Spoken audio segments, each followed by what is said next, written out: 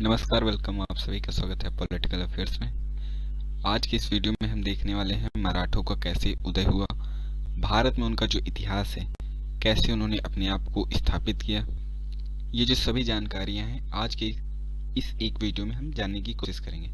तो स्टार्ट करते हैं। हमारा जो टॉपिक रहने वाला है वो रहेगा कि भारत में जो यूरोपियों का आगमन, यूरोप के जो निवासी हैं भारत में कैसे आए, उन्होंने अपनी सत्ता कैसे स्थापित की, मराठों का उत्थान, पानीपत का तृतीय युद्ध। ये सभी तीन जो मेजर टॉपिक्स हैं इसके अंदर हम कवर करने वाले हैं। जो हमारा सबसे पहला टॉपिक है वो मराठों का उत्थान, हम इससे स्टार्ट करेंगे। तो इसके जो सारे पीडीएफ हैं वो आपको तीनों इसके अंदर हैं। तो बिना किसी देरी के स्टार्ट करते हैं। 17वीं सदी में मराठा शक्ति का उदय इतिहास की एक महत्वपूर्ण घटना थी। इस उदय के प्रमुख कारण निम्नलिखित थे। यानी जो भारत में मराठों का उदय हुआ है वह 17वीं शताब्दी में हुआ था। अगला, इनके जो प्रमुख कारण थे यानी उत्थान, इनकी जो स्थापना थी, इनके साम्राज्य की स्थापना थी, उसके जो प्रमुख कारण हैं उनमें से जो सबसे पहला और इम्पोर्टेंट कह सकते हैं वह है भौगोलिक कारण। भौगोलिक कारण में यह है कि महाराष्ट्र में मराठों के उदय में भौगोलिक कारणों का भी महत्वपूर्ण योगदान था। आप सभी जैसे कि जानते हैं कि जो मराठा थे उन्होंने महाराष्ट्र, यानी जो महाराष्ट्र वर्तमान में भी जिसे महाराष्ट्र ही बोला जाता है, वहाँ के क्षेत्रों में इन्होंने अपने साम्राज्य की स्थापना की। तो वहाँ की जो भौगोलिक स्थितियाँ थी उन्होंने मराठों को काफ़ी हेल्प किया। यहाँ मुख्य रूप से कोंकण, मालव आदि क्षेत्र पर्वत श्रेणी पर स्थित हैं। यानी वहाँ की जो पर्वत श्रेणियाँ हैं वहाँ पे ये जो क्षेत्र थे वह स्थित थे, जिनमें कौन कौन से इंपॉर्टेंट हैं वे हैं कोंकण और मालव। इसको आप लोग याद रखिएगा। इनकी सक्रिय घाटियां छापामार युद्धों के लिए उपयुक्त थी। इनकी सक्रिय घाटियां मतलब ये जो पर्वतीय क्षेत्र थे वहाँ पे सक्रिय घाटियां होती थी, वहाँ पे जो पर्वतीय स्थितियां थी काफ़ी दुर्गम स्थितियां होती थी। तो कोई अन्य जब इन पे आक्रमण करता था तो क्योंकि ये यूज्ड टू थे वहाँ से, इनको पता था कि कैसी कैसी चीज़ें रहती हैं, तो इनको काफ़ी हेल्प मिली। अतः इस क्षेत्र पर आक्रमणकारी सेना का रहना अत्यंत कठिन था। यानी जब भी कोई इन पर आक्रमण करता था तो ये वहीं पर छिप के छापामार युद्धों के माध्यम से उन पर आक्रमण कर दिया करते थे। इन विभिन्न प्राकृतिक अवरोधों ने मराठाओं के उदय में महत्वपूर्ण योगदान दिया। यानी इन्होंने अपने आप को इतना यूज्ड टू बना लिया उन स्थितियों में कि ये किसी भी सेना को हरा सकते थे, चाहे वो कितनी भी बड़ी क्यों न हो। कठोर पहाड़ी भौगोलिक स्थिति ने यहाँ के निवासियों को परिश्रमी एवं साहसी बनाया। जब आपको लगातार कठिन परिस्थितियों में रखा जाता है तो आपके अंदर एक क्या एक डेवलप हो जाती है एक ऐसी चीज कि आप किसी भी काम को आराम से कर सकते हैं। वही चीज मराठों के साथ हुई। चतुरता एवं प्रतिशोध की भावना प्रकृति ने उन्हें जन्मजात प्रदान की थी। उनमें अदम्य स्वतंत्रता की भावना विद्यमान थी। इसके अतिरिक्त भौगोलिक स्थिति ने मराठों को उत्तम सैनिकों के सभी गुण प्रदान किए।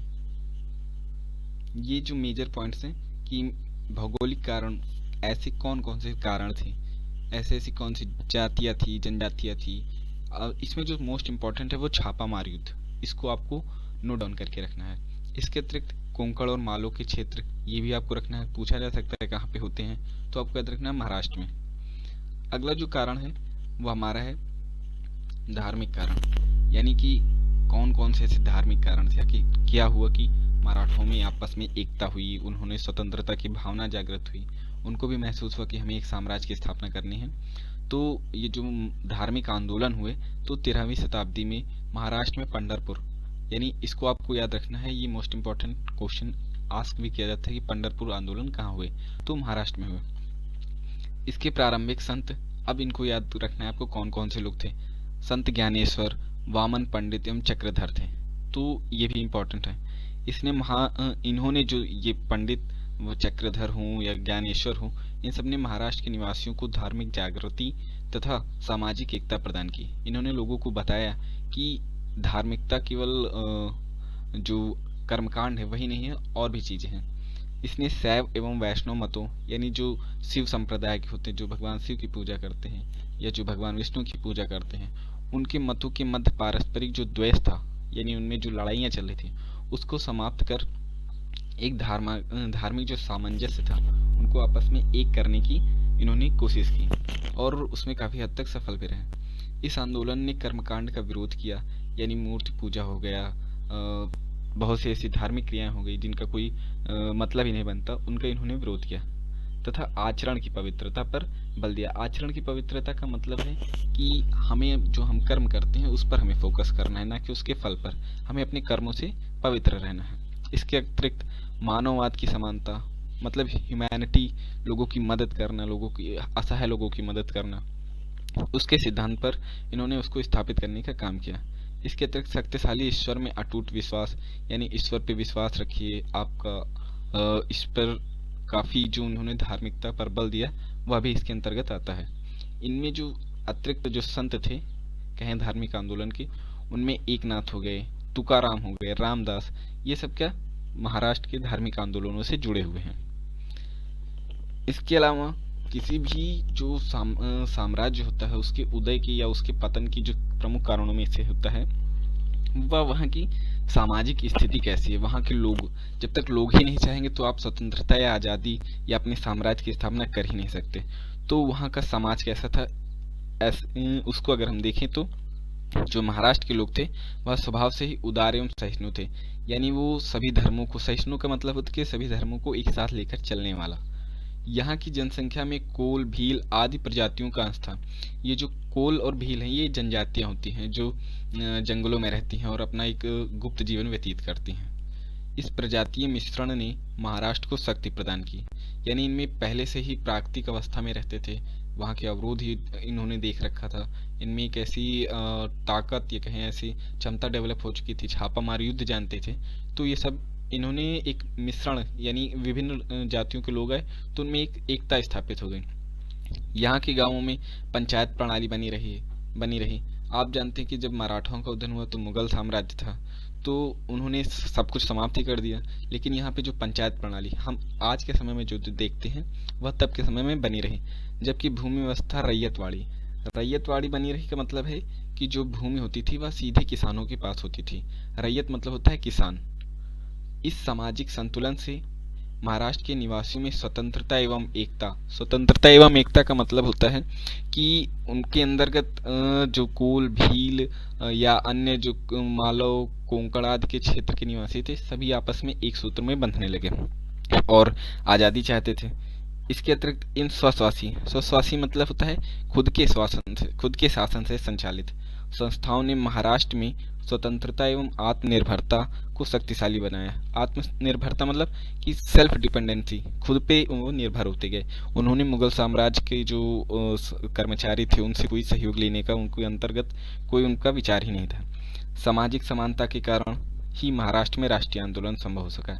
यानी जो महाराष्ट्र का जो उनका जो समाज था वह एक समानता के स्तर पर था, चाहे वह निम्न जाति के लोग हैं, चाहे उच्च जाति के हों, चाहे सरदार हो, चाहे अमीर हो, सभी लोग एक समान स्तर पे थे। वहाँ का जो समाज था वह एक सूत्र में बंध गया, तो उनमें एक साम्राज्य को प्राप्त करने की भावना जागृत हुई। इसके अलावा जो प्रमुख कारण है उनमें हम देखते हैं सैन्य कारण। अब जैसा कि पहले ही बताया गया है कि ये जो मराठा होते थे छापामार युद्ध में निपुण होते थे, तो उनको सैनिक के कार्य मिलते थे। जैसे दक्षिण के जो मुस्लिम साम्राज्य थे वो अपने लिए सैनिकों की भर्तियां चाहते थे, उनको सैनिकों की आवश्यकता होती थी, तो वो सैनिक भर्तियों के लिए मराठाओं को अपने यहाँ से ले जाते थे। वो महाराष्ट्र आते, मराठाओं को ले जाते। दक्षिण में जैसे बीजापुर हो गया, गोलकुंडा हो गया, इन सब के क्षेत्रों में वहाँ की जो सेनाएं होती थी उसमें मराठी बहुत ज़्यादा सम्मिलित रहते थे। इसके कारण जो मराठा था उनमें सैन्य गुणों का विकास हुआ और वे छापामार एवं अन्य विभिन्न युद्धों में प्रवीण हो गए। जब वे विभिन्न सेनाओं में जाते थे तो उनको काफ़ी कुछ सिखाया जाता था, जिसके कारण उनमें अनेक सैनिक गुणों का विकास होता चला गया और उनकी एक खुद की सेना बनती चली गई। इसके अतिरिक्त मराठी भाषा एवं जो साहित्य था उसका काफ़ी प्रभाव पड़ा। इसके अंतर्गत क्या था, जो मराठी भाषा एवं साहित्य था उसने मराठाओं को एक मंच पर लाने का कार्य किया। उसकी जो भाषा थी, आप जानते हैं वहाँ के लोग उदार एवं सहिष्णु थे, तो उन्होंने सभी धर्मों को, सभी मतों को, सभी संप्रदायों को, सभी जातियों के लोगों को के लिए उनका जो साहित्य था, भाषा था, सभी के लिए एक समान रूप से उपलब्ध था। तो उसी ने सभी को एक मंच पर लाने का अपना जो योगदान था उसको प्रदान किया। धार्मिक रीति साहित्य ने मराठों को एक दूसरे से निकट लाए। धार्मिक रीतियों को समझाने में जनसाधारण को सहजता हुई, जिससे वे संगठित हुई। अर्थात उनकी जो भाषा एवं साहित्य था इतना सरल था कि जो एक निम्न स्तर का व्यक्ति था उसको वह पढ़ सकता था, वह समझ सकता था, और सामाजिक जो उसकी स्थिति थी वह अपनी स्थिति को समझता था। और जो सबसे इम्पोर्टेंट होता है राजनीतिक स्थिति या राजनीतिक कारण, कि क्यों राजनीतिक एक ऐसी स्थिति उत्पन्न हुई कि मराठे एक सबल स्थिति में, सबल स्थिति का मतलब होता है कि स्ट्रांग पोजीशन में आ गए। उसमें है तत्कालीन मराठा कहें, महाराष्ट्र के जो लोग थे वो स्वभाव से कठिन परिश्रमी थे।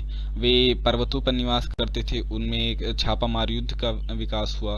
अन्य विभिन्न कुल भील जनजातियाँ थी जो कि जंगलों में रहती थी, उनमें अनेक एकता या कहें परिश्रमी थे वे लोग।